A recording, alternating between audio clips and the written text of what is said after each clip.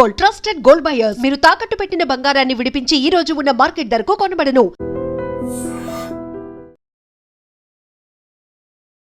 కెనడాలో భారత సంతతికి చెందినటువంటి ఒక మహిళని అత్యంత దారుణంగా హత్య చేసిన సందర్భం ఈ మధ్య కాలంలో చాలా పెద్ద ఎత్తున వేరే దేశాల్లో కూడా ఇట్లా భారత సంతతికి సంబంధించిన వ్యక్తులు చనిపోవడం ఇప్పుడు ఆందోళన కలిగిస్తోంది. ఇప్పుడు హిమాన్షి ఖురేషీని గఫూర్ అనే వ్యక్తి ఆయన చంపినట్టుగా ప్రాథమికంగా పోలీసులు అయితే అనుమానిస్తున్నారు. ఎందుకంటే సీసీ ఫుటేజ్ కావచ్చు, లేదంటే ఆమె తిరిగినటువంటి ప్లేసెస్ కావచ్చు, అండ్ ఇది మిస్టీరియస్ మర్డర్ అయితే అన్నోన్ వ్యక్తి చేసినటువంటి మర్డర్ కాదు, ఈమెకు అత్యంత సన్నిహితంగా స్నేహితుడు అయ్యుండొచ్చు అని పోలీసులు భావిస్తున్నారు. దీనికి కారణం ఏంటి అంటే అక్కడ జరిగినటువంటి అక్కడ దొరికినటువంటి అన్ని ఎవిడెన్సెస్ చూసినా, ఆమె మొబైల్ చెక్ చేసినా సరే సన్నిహితుడు అయినటువంటి వ్యక్తే ఈ హత్యకు పాల్పడి ఉంటాడని భావిస్తున్నారు.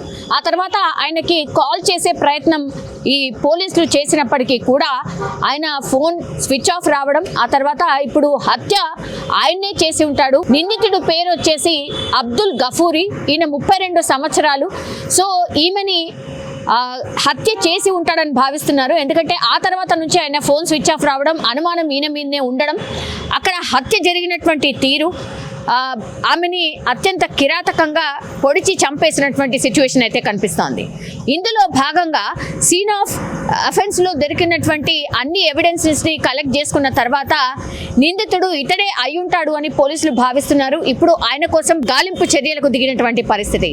ఇది 19వ తారీఖున జరిగింది. కానీ ఆమె హత్య జరిగినట్టుగా ఒక పోలీస్ కంప్లైంట్ ఫైల్ అయిన తర్వాత, సర్చ్ ఆపరేషన్ చేసిన తర్వాత ఆమె ఆనవాళ్ళు అనుకోండి, ఆమె టొరంటోలో వీళ్ళు ఉండేది, బట్ ఈమె డెడ్ బాడీ మాత్రం ఇంకో ప్లేస్లో దొరికింది.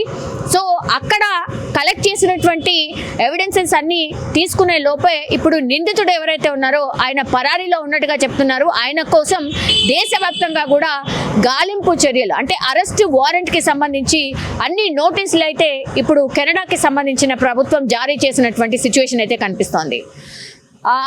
ఇండియన్ కాన్సులేట్ దీని మీద కుటుంబ సభ్యులకి సానుభూతి తెలిపడమే కాకుండా వాళ్ళకి ఒక మెసేజ్ ఇచ్చింది, నిందితుడిని ఖచ్చితంగా పట్టుకుంటాం, శిక్షిస్తాం అనేటువంటిది కూడా వాళ్ళు ఆ నోట్లో రాసుకొచ్చినటువంటి పరిస్థితి. కానీ దీని మీద కొంత ఆందోళన వ్యక్తం చేసింది. అట్లాగే ఇప్పటి వరకు కెనడాలో ఇట్లాంటి హత్యలు 40 వరకు జరిగాయి ఈ సంవత్సరంలో. సో ఇది కొంత ఆందోళన కలిగిస్తోంది అన్నటువంటి అంశాన్ని కూడా అక్కడ అధికారులు కూడా చెప్తున్నటువంటి సిచ్యువేషన్. ఇప్పుడు సీరియస్లీ ఇప్పుడు ఈ నిందితుడి కోసం అయితే పోలీసులు గాలిస్తున్న పరిస్థితి కనిపిస్తోంది. కానీ ఎవరైనా సరే ఇండియన్ సంతతికి చెందినటువంటి ఎవరైనా సరే చనిపోయినప్పుడు పెద్ద ఎత్తున ఆందోళన అయితే వ్యక్తం అవుతోంది. ఎందుకంటే అక్కడ చదువుకోవడానికో లేకపోతే జీవితంలో స్థిరపడడానికో మన వాళ్ళు అందరినీ ఇబ్బంది అయినా సరే తట్టుకొని వేరే దేశంలో వెళ్ళి కొంత సెటిల్ అయి రావచ్చు అన్నటువంటి ఉద్దేశంతో వెళ్తే తీరా చూస్తే శవం ఇంటికి వస్తున్నటువంటి సిచ్యువేషన్ ఇది ఆందోళన కలిగిస్తోంది. సో వీటి మీద ఇంకా కొంత అక్కడ ప్రభుత్వాలు దృష్టి సారించాలి అండ్ సెక్యూరిటీ వైజ్గా కొంత సెక్యూరిటీని కల్పించాలి అనేటువంటిది మన ఇండియన్స్ కూడా మరోసారి రిక్వెస్ట్ చేస్తున్న సిచ్యువేషన్ అయితే కనిపిస్తోంది. ఇప్పుడు కెనడాలో ఒక భారత సంతతికి చెందినటువంటి మహిళ హత్య కావించబడడం ఇప్పుడు ఆందోళన కలిగిస్తోంది. And for more videos, please subscribe to iDream. Please subscribe to iDream. Please subscribe iDream. And please subscribe to iDream. For more videos, subscribe to iDream. please like, share and subscribe to the channel. Congratulations, iDream. Subscribe to iDream. Subscribe to iDream. So subscribe to iDream Media. iDream ki iDream team andarki huge congratulations. Please subscribe iDream Media. Please subscribe to iDream. Subscribe iDream. Please subscribe to iDream.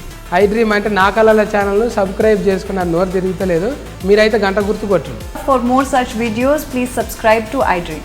Subscribe to iDream. Please subscribe to iDream. Please subscribe iDream Media. Please do subscribe to iDream. Please subscribe to iDream Media. For best entertainment and information, please subscribe iDream. And don't forget to subscribe to iDream.